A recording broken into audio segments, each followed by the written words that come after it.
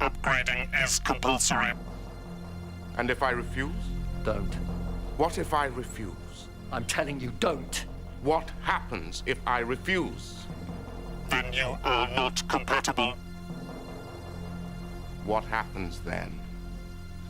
You will be deleted.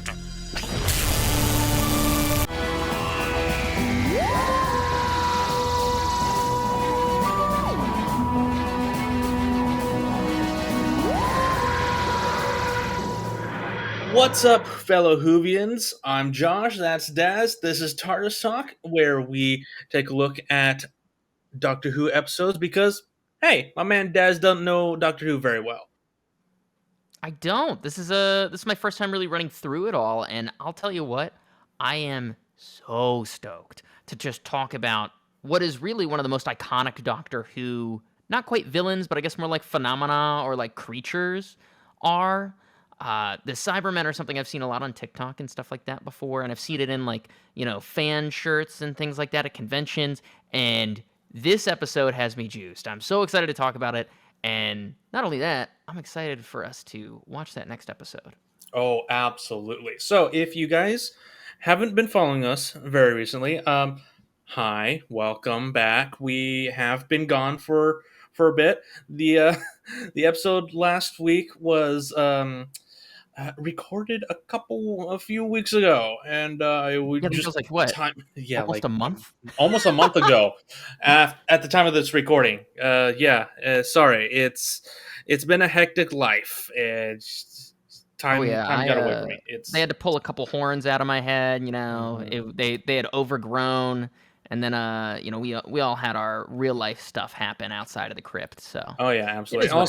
Also, you guys might notice, hey, we've got a new setup, just because this is so much easier, and so the setup and the graphics that I was using for our previous layout was just taking way too much time whenever I edited it.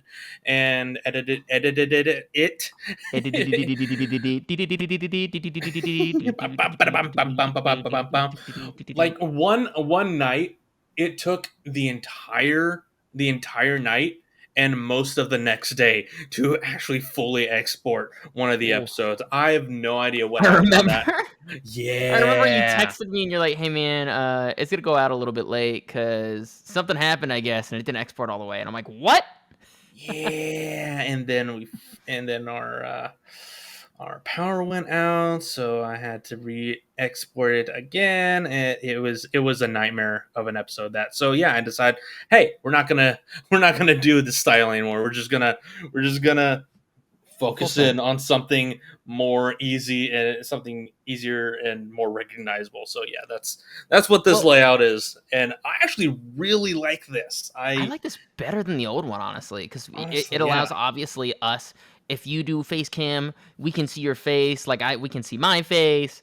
It's nice. I really like it. I like it too because it helps us kind of center more on what we're saying and less on. I'm not sure if you have this issue, but sometimes I hyper focus on things. So I just kind of hyper focus on the audio itself, and I was like, "Crap! I just got to listen to this thing on Spotify."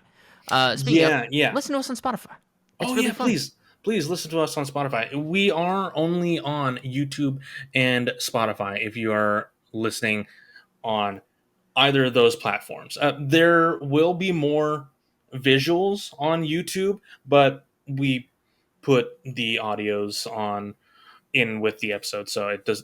I mean, you get the basic gist if you're still on Spotify. That being said, give us a review on Spotify. Let us know what you guys think. I know Spotify does those questionnaire after each episode now, which is really cool because I've done those for quite a few other podcasts, and it's been really interesting to see the community over there grow. Anyways, that being said, yeah, this is our new layout, and I'm very much looking forward to using it a lot more in the future. But like I was saying, 5 minutes ago, if you guys haven't been keeping up with us, we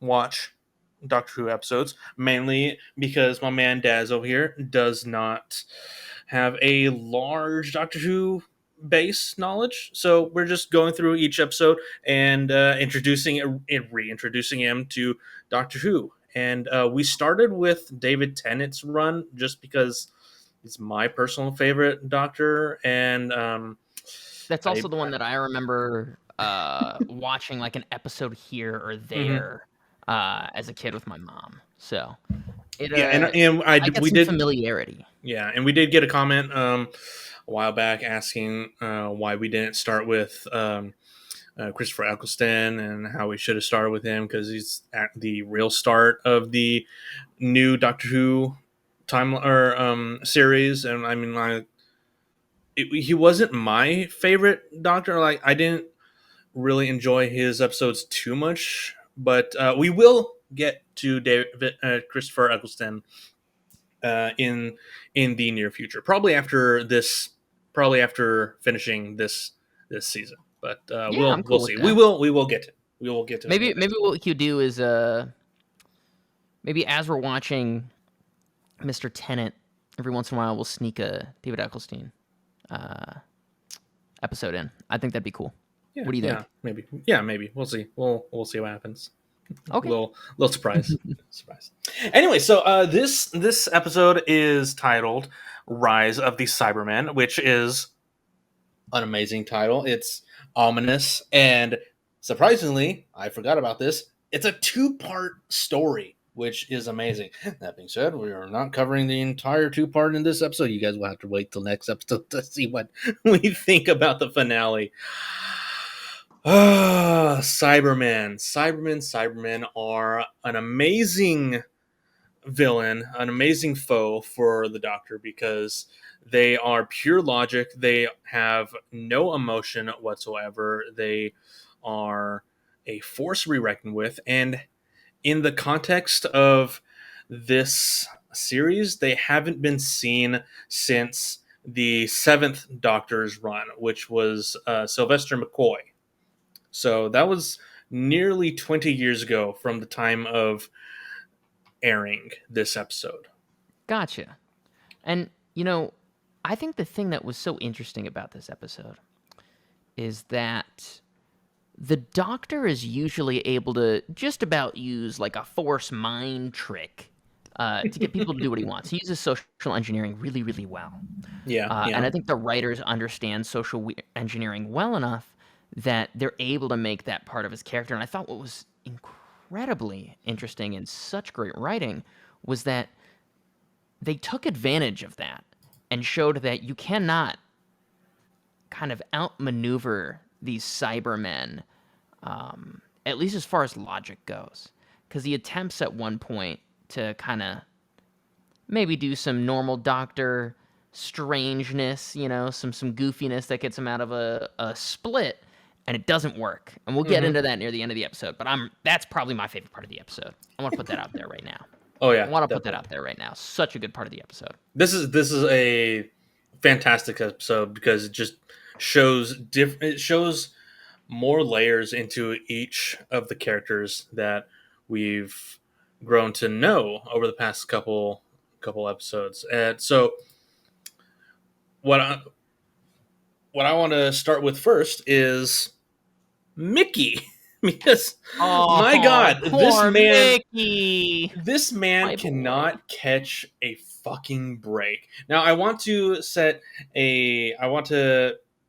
give a bit of context into this episode. The Doctor and his companions, Rose and Mickey, are traveling through time and space, and they get pulled into another reality somehow. And the TARDIS is dead, and they don't know if they're able to get back home. And they have to figure out what they're going to do. And in this timeline, in this alternate universe, Rose's father is alive. Because in the actual real universe that they're from, he's been dead for many, many years. And she's very traumatized by that. Very, very emotional. She misses him very much, as we see in this episode. Oh my god! But She has daddy issues. she has major daddy issues. Why do you think she's attracted to David Tennant? Oh my That's god! right. He is a thousands of year old like ancient being, and she's like, "Hey, what's up, Poppy?" You know? Hey, what's up? What's up, puppy? I mean, I'd be what's up, puppy too if I was with David Who can blame Tennant. her? Right, David Tennant. Like that's like saying you're not attracted to Ryan Reynolds. It's just not possible. It's not possible. It's same with Hugh Jackman. It's like, holy shit, Right? That's just a mountain of man. You're not a human being if you're not attracted to either of those people. It's like We should make Pedro that like Pascal. oh my god, yeah. You know what? We should make that the new Turing test.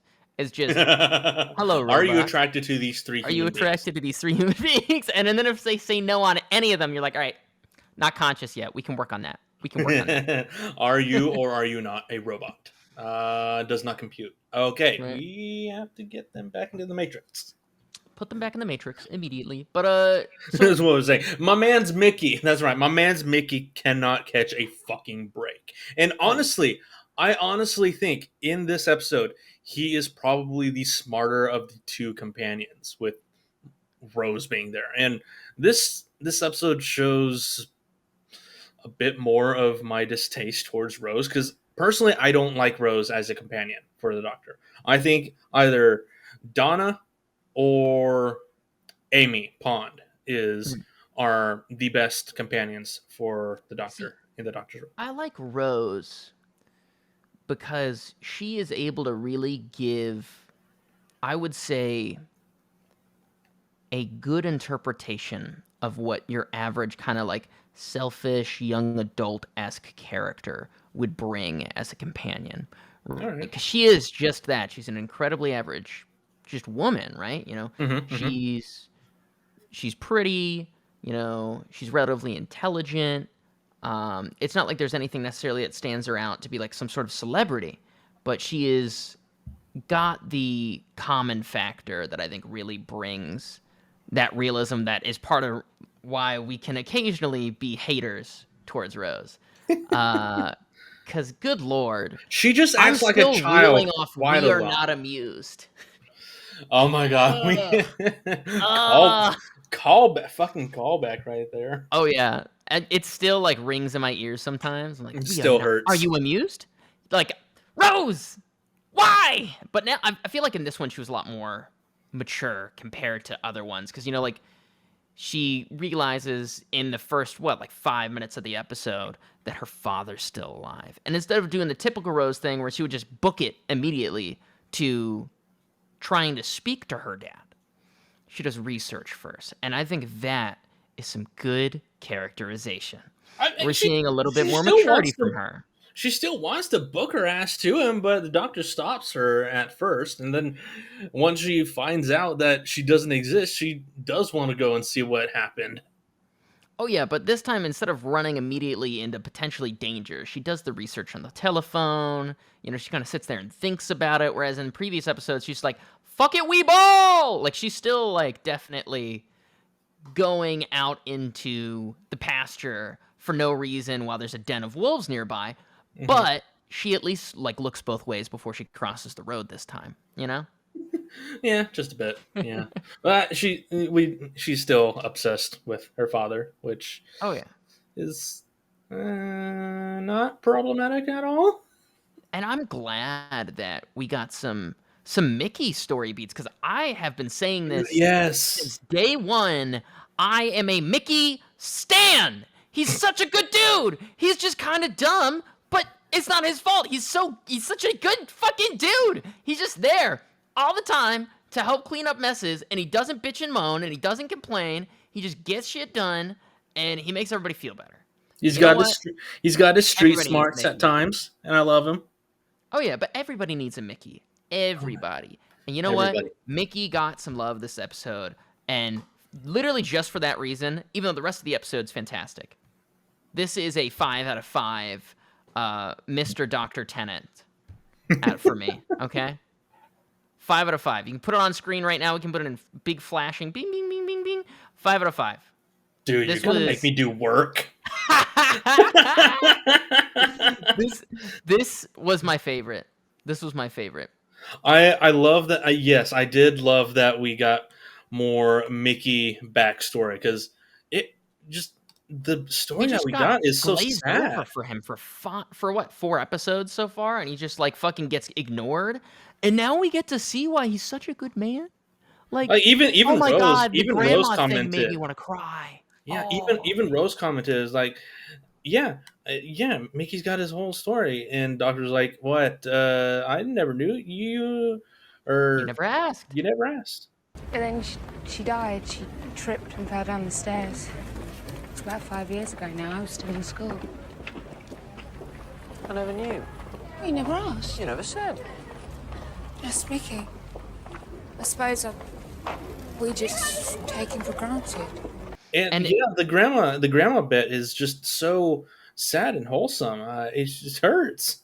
right? Like, and I think what really sold this episode's theme, right, for me was when he's about to go chasing after Rose, and he goes, "Oh, you're gonna go chasing after Rose again," and he says, "Well, I Yeah. can only chase after one of you, and you'll probably be okay." Because he doesn't give a shit about Mickey. And in this moment, you can look at Mickey's face. He realizes he doesn't give a shit about Mickey. No, no, no, no. That was Mickey who was saying that, dude. No, that's what I Mickey. mean. Is like Mickey, as the Doctor goes to fuck off, he realizes, if you look at his face, he realizes the Doctor doesn't give a shit about him. He No, looks I know. upset. I know. I'm saying that Mickey said that the Doctor has to chase only one of them. Can only chase one of them. Oh, my bad. I must have misspoke there. But you got what I meant. You got Yeah, what I meant. I get what you mean. But yeah, it's the dilemma of the Doctor. He can only chase one of them. Oh, He's yeah. going after Rose. And, I think that's kind of fucked up because sometimes, I mean, also, I think part of it is Rose doesn't need this damsel in distress kind of vibe he gives to her because sometimes she just figures shit out. Mhm. But also sometimes she gets captured by a skin that's being stretched out on a fucking, so like, admittedly, it's like 50-50, all right? It's 50-50. So I think it's fine or terrible, Yeah, and also my boy needs some love too. right? But why don't we hone in on the grandma scene? Because I think that was a really powerful scene. Dude, yeah. This episode.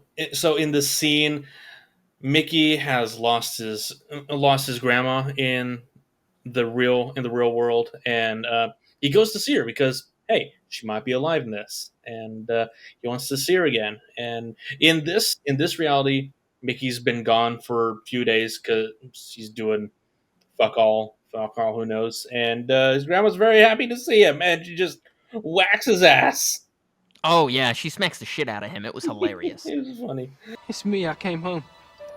Ricky? It's Mickey. I know my own grandson's name. It's Ricky. Now come here. Okay, I'm Ricky. Of course I am Ricky. That's me. You stupid boy. Ow! Where have you been? Stop hitting me! It's been days and days. I keep hearing all these stories, people disappearing off the streets. Yeah, Grandma it's throws very hands. touching. I just want to put that out there. Grandma Mickey, definitely not nearly as cuddly as Mickey is. Grandma Mickey's definitely been in a gang. Actually, it's call that Grandma out. Ricky this time. Oh no, Grandma. Oh wait, yeah, Grandma Ricky. That's true. Fuck. We find that out too, huh? That his Oh, doppelganger, yeah. I guess, parallel version of him. The big difference between being a golden-hearted good boy and a mysterious, dark, edgy bad boy who's rising against the government is one letter. The one letter. R for Ricky. So Ricky is Mickey's counterpart for this universe. Do you want to go into depth a little bit about what that means? Yeah. We have our freedom fighters of this episode, which Preachers. which is great. And at first I thought it was Torchwood, but then someone at Rose's mother's party mentioned Torchwood, so I'm like, okay, yeah, that's not it. But no, yeah, they're freedom fighters trying to figure out what's going on with the cyber tech company, because some shit's going down. Some shit is going down. We don't know what yet, but they are collecting homeless people and turning them into something. They're definitely into something. So they're trying to figure out what's going on and maybe rescue them. it's weird too, because in my eyes, right? Mm-hmm. I don't know about if your mom ever taught you this, but they always taught me not to go into the strange man's van that says free candy on the side of it. And then everybody does it anyways. And then they're surprised when they get turned into something else. Oh Right? no, I absolutely know not to go into anyone's car that says candy as a child, mainly because of the fucking scene in Chitty Chitty Bang Bang with the child catcher. Here we are, children. Come and get your lollipops. That's true. I mean, you know, well, thinking about it now, maybe if they had like king-sized Reese's that would come in. Just like I just poke like my head in for just a second to double Maybe check. a giant ass Toblerone. Yeah, exactly. Yeah, like if we got some good high grade shit, I might poke my head in just to like make sure, like, look it out, check it out, scope it out, see if I can snag a little candy on the way out. But yeah. So, anyways, these homeless people got right, and this is the first kind of instance where Mickey gets assaulted. I think that it's not his reality, because as he's trying to talk to his grandma, we're getting that secondary characterization of Mickey being really traumatized by his grandma's death. He actually points out the reason why his grandma died, which is a rip in the carpet. She falls and breaks her neck. Yeah. And as she says Ricky, he just starts to bawl. Like, real bad. And I think it's because he realized this is, like, basically a simulacrum of his grandma. To him, at least, right? Mm-hmm. This might be real to the Ricky of this dimension, but it's not for him. And then as this happens, the preachers, our freedom fighters, grab him by the collar and rip him into their van. Men in Black! Men in Black! Oh, my God. And then we snap back to reality, and we get to see what Rose has been up to. What has Rose been up to, Josh? Rose has been up to some shenanigans. Her and the doctor snuck into her mother's 39th birthday party, because she's 39. She said she's not turning 40. She's not turning 40. That's not how age works. Basically, she lied on her car exam. But it's fine. You know, it's fine. Yeah. You want to be 29 forever. We get it. You know what? I get it. You lied during account creation. It's okay. Yeah, you look fabulous. We've all done it once or twice. So she sneaks in and as the help, and just wants to see what her parents are up to, what they're like, and there's definitely tension there between the two, but I can honestly see an inkling of admiration towards each other, the other, but like I can see that there's still a very small spark, but neither of them want to put in the effort to rekindle the romance. Oh yeah, and you know, Rose being Rose likes to do things that are inappropriate. Mm-hmm. And being keep in mind, everybody, what is effectively like a bartender or a food runner at this very high, well-to-do party, as she talks to her father, he reveals that he's moving out in a month. And he realizes after telling her that A, he probably shouldn't have told her that, and B, he doesn't know why she feels so familiar. And then immediately, what does Rose do? She turns around to talk to her mother to try and convince her to move back in with her dad. And how does that go? That does not go very well at all. It goes splendidly. Mother is basically like, how fucking dare you? You are the help. Why the hell should I be talking to you? What the hell do you get coming and trying to explain or trying to talk about my marriage? I don't even know you. He's a good bloke. Better than most. He's worth a second chance. Are you commenting on my marriage? No, I was just... Who the hell do you think you are? You're staff. You're nothing but staff. You're just the serving girl, for God's sake. And you are certainly not getting paid. Don't you dare talk to me. And you know what? Although I do gotta say, Rose's mom, bars, true. I do think it's even funnier because we see more of why I think Rose has a problem with her mom. Because in those first couple episodes where we get a little bit of Rose with her mom, you can tell that she loves her mom, but there is no respect, like from one another to the other, regardless of which side it is. And Yes. I think we definitely see this because the father, who clearly always wanted Rose, even when he's rich and has everything, connects with Rose still.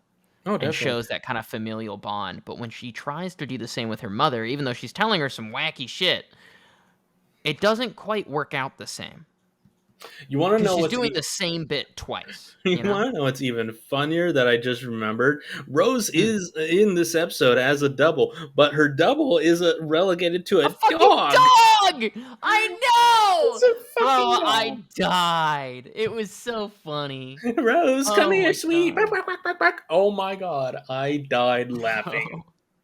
You know what? She really is the dog of the show, though, to be fair.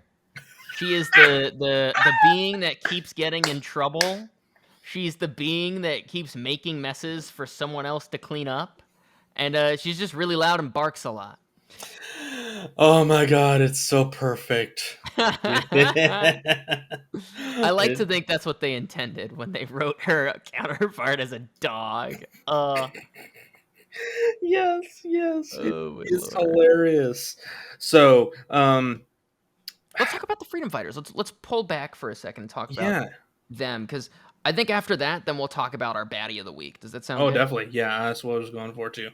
So the freedom fighters, who we kind of touched on a little bit before, have kidnapped Mickey because they think he's Ricky.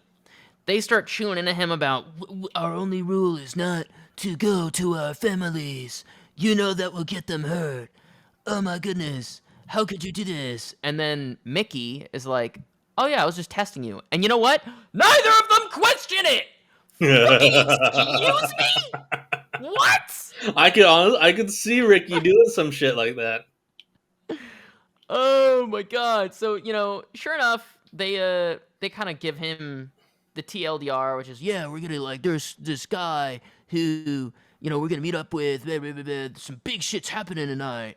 And then they kind of cut, and some other shit happens, and then we cut back to them and the freedom fighters, and Mickey walks in meets Ricky. on his doppelganger. And everybody's like, yo, what the fuck is going on? Do you want to talk a bit about that? What do you have to add?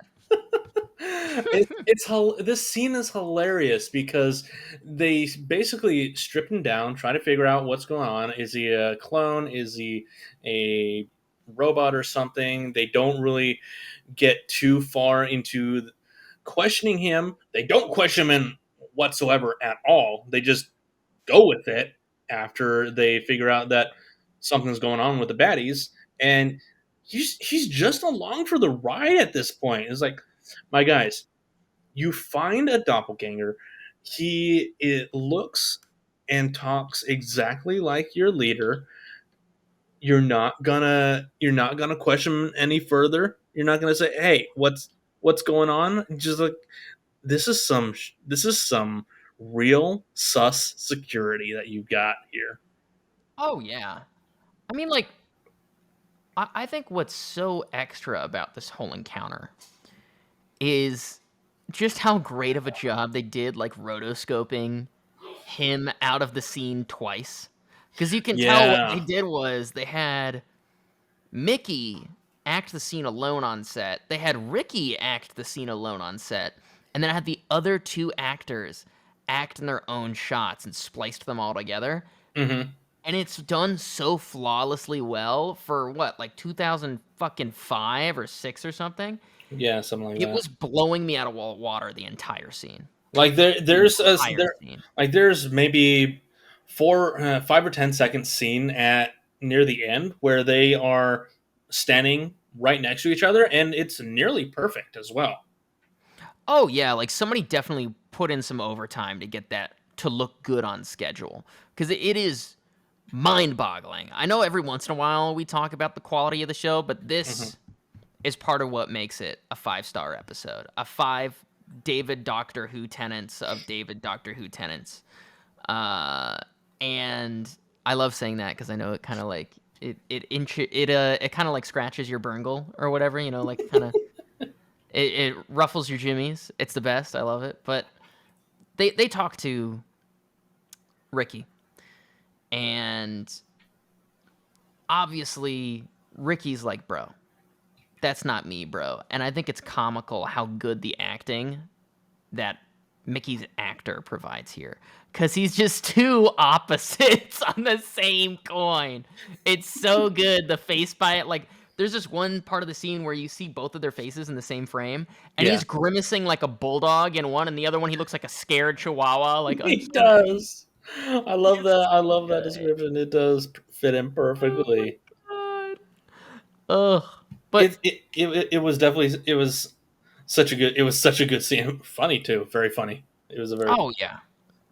And eventually they realize he's not a threat, and some Gemini lady or person is like, "Hey, there's happening tonight," and they're like, "All right, we gotta go," and they take Mickey with him, and somehow Mickey gets clothes throughout all this. They don't really explain all that, but I guess they're buddies now.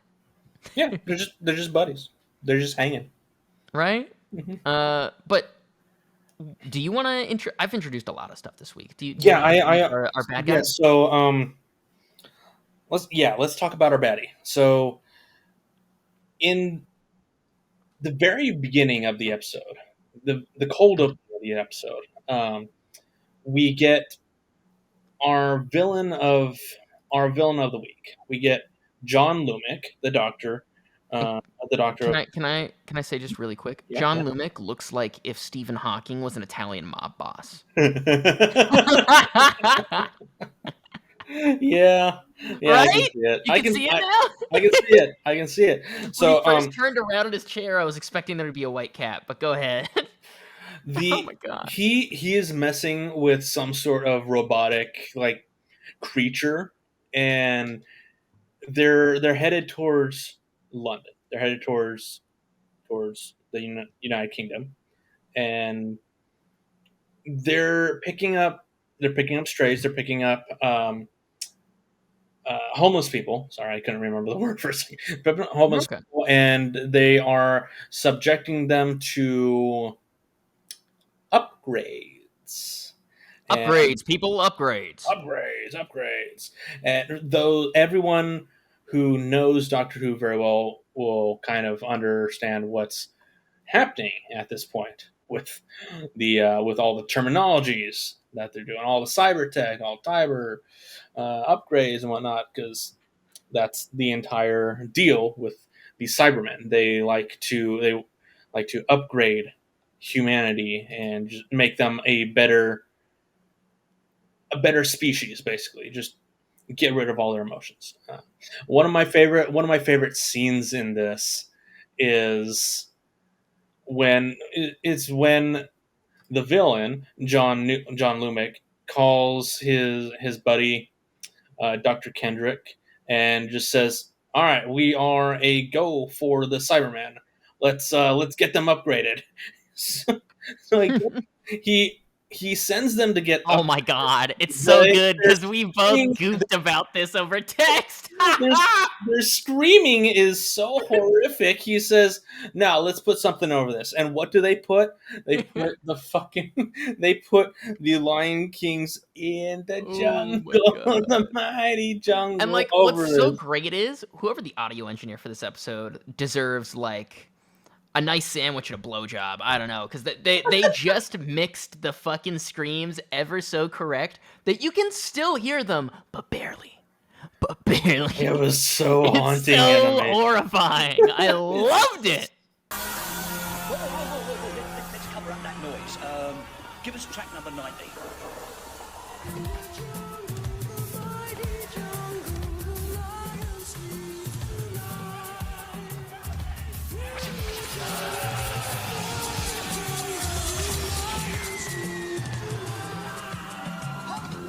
But this just continues to cement my opinion that Doctor Who is not like a thriller suspense show. It is cosmic horror with a little bit of comedy. Oh, absolutely.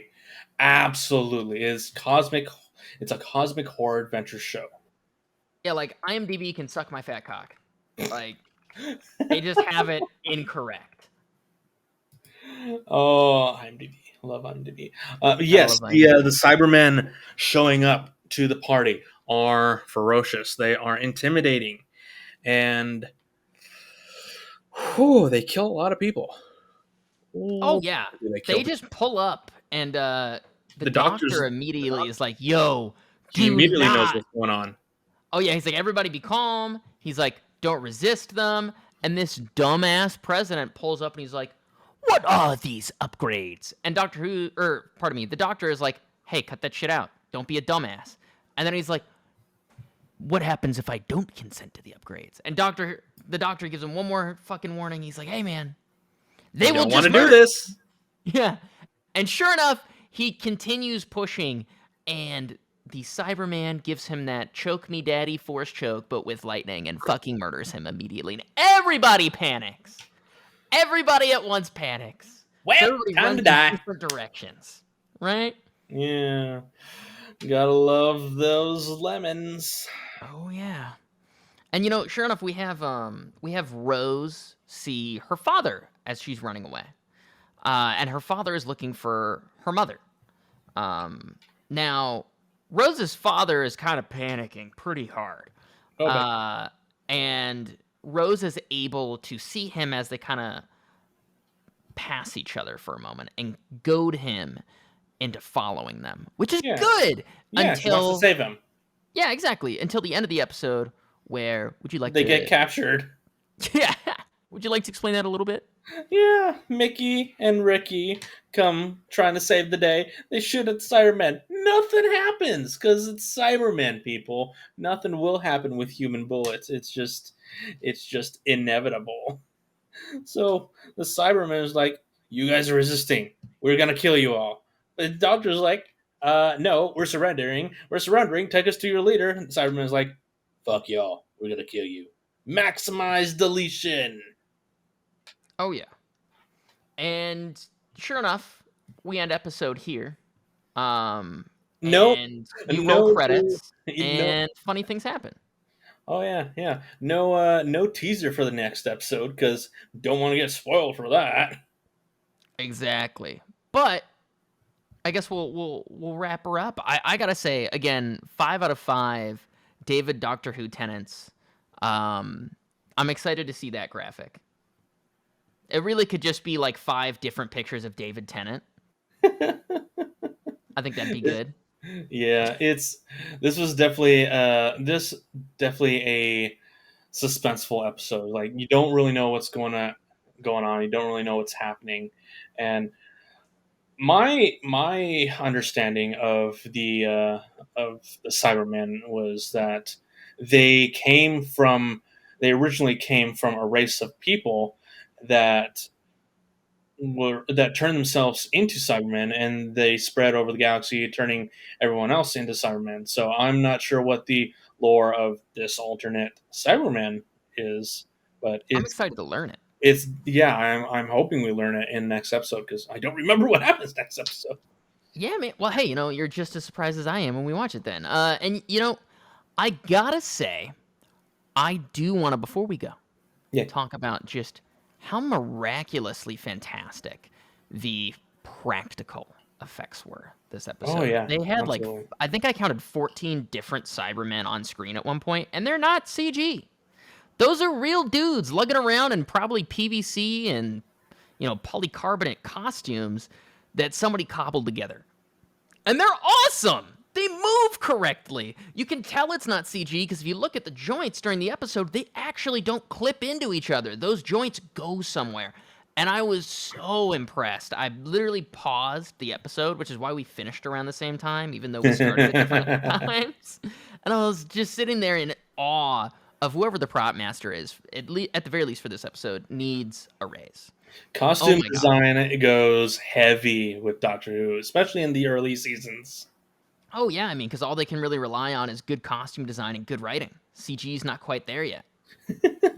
I love when episodes, when they have like full on creatures in the episodes. Like you get some of those episodes where the creatures are CG and just a bunch of them all in one room, but then they look kind of goofy, but it's fun. Kind of goofy. But then you get those special episodes where they've got quite a few practical, like actual costumes, and it's amazing in their detail. I will say I'm prepared for these 2 episodes to have pretty much sunk the rest of the season's budget. But these 2 episodes, I can see that. if the second one's as good as the first one, I'm excited. We got a home run. It's Because 5 out of 5 so I far. might have to find out a new like grading scale soon. Because there's not anything above 5, you know? Yeah. I don't know. We'll see. We will definitely see. All right. With that being said, thank you, my boy, for coming on. It's been a delight. Thank you. Of course, it's always my pleasure. Thank you, everyone, for listening. Hope you guys did enjoy, and yeah, we will be getting back to regular uploads as the weeks progress. We will be doing Saturday uploads. So hopefully we'll see you guys next week with the part 2 of this 2-part episode story. What will happen with the Doctor? Will he escape? How will he manage to get out from this predicament? We will never know. We'll see you guys next episode for that. I gotta say, hey, check us out on Spotify. If you've been listening to us on Spotify, give us a review. It helps us out. It pushes the algorithm. If you're watching on YouTube, share with your friends. Let them know that there's a new Doctor Who podcast in the works in town. Oh yeah. So yeah, with that being said, hopefully all you fellow Whovians have a good rest of your weekend, and we will see you guys again next time.